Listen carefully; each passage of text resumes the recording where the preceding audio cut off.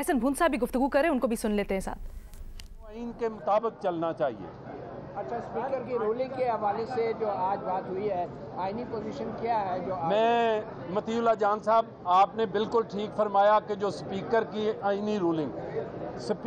आईनी रूलिंग उस वक़्त 95(2) के तहत ख़त्म हो जाती है जब लीव टू मोशन जो है वो आ जाती है। अगर लीव टू मोशन ना होती तो ये उस दिन कह सकते थे कि इसको हम देन एंड देयर रिजेक्ट करते हैं।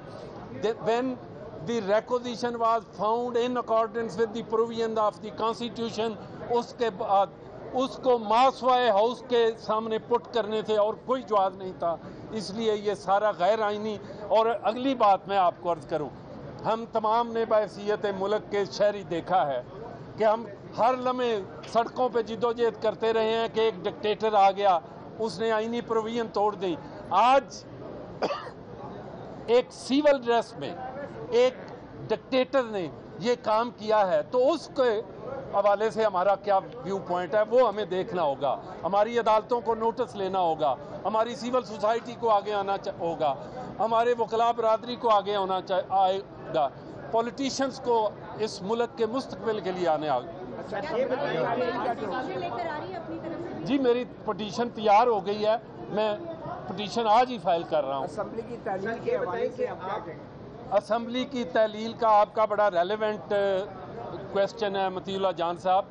असेंबली की तहलील तो उस वक़्त आप कहेंगे कि एक बंदे के ख़िलाफ़, एक वज़ीर आज़म के ख़िलाफ़ जो हैं, जो साबिक़ मैं इसलिए कहूँगा कि चूँकि अभी मुझे पता चला है कि पैनल ऑफ स्पीकर्स में से एक शख्स जो याद सादिक थे, वो ही being one of the panel of speakers, उन्होंने अजलास कंडक्ट किया और उसके हवाले से नो कॉन्फिडेंस मोशन।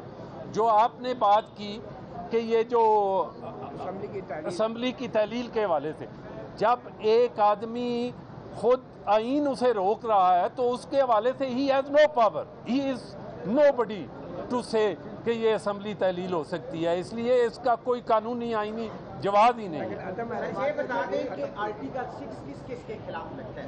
आर्टिकल 6 ये इस वक्त तो जो नज़र आ रहा है वो मौजूदा सदर जो है, जो उसने एक ऐसे शख्स के कहने पे ये आर्डर पास किया है असेंबली की तहलील, वो भी आएगा, ये इमरान खान आएगा, ये स्पीकर आएगा और जो डिप्टी स्पीकर जो है ही विल बी, और वजीर कानून भी इसमें आएगा।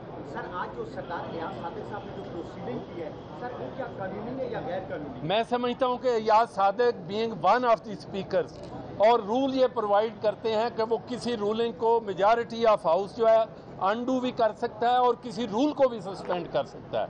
तो while suspending any rule, if the proceedings have been conducted by one of the member of the panel of speakers that are quite in accordance with the constitution.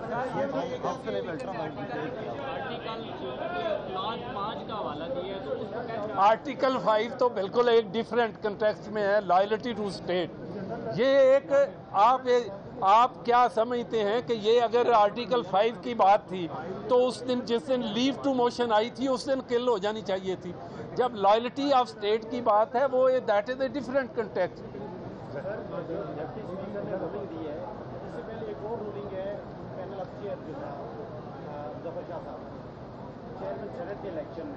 थोड़ा सा मुख्तलिफ है, जाहिर है यहाँ मामला हो रहा है, वहाँ पे वोटिंग हुई थी, लेकिन वो चैलेंजेबल नहीं थी कोर्ट ऑफ लॉ में पार्लियामान की।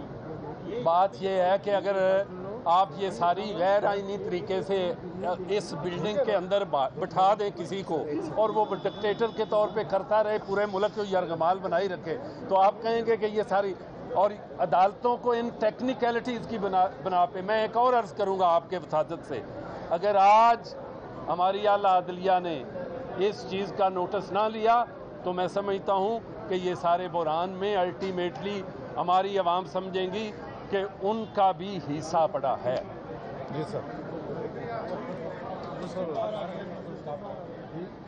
सदर Supreme Court Bar Association Ahsan Bhoon media से गुफ्तगू कर रहे थे और ये जो सारा मामला बना है इसके ऊपर अपनी राय पेश कर रहे थे। साथ ही साथ उन्होंने ये भी बताया कि उनकी तरफ से यानी सुप्रीम कोर्ट बार की तरफ से एक पिटीशन तैयार है। देखते हैं अदालत इसके ऊपर किस तरह से मूव करती है और वो अपनी पिटीशन जमा करवाएंगे।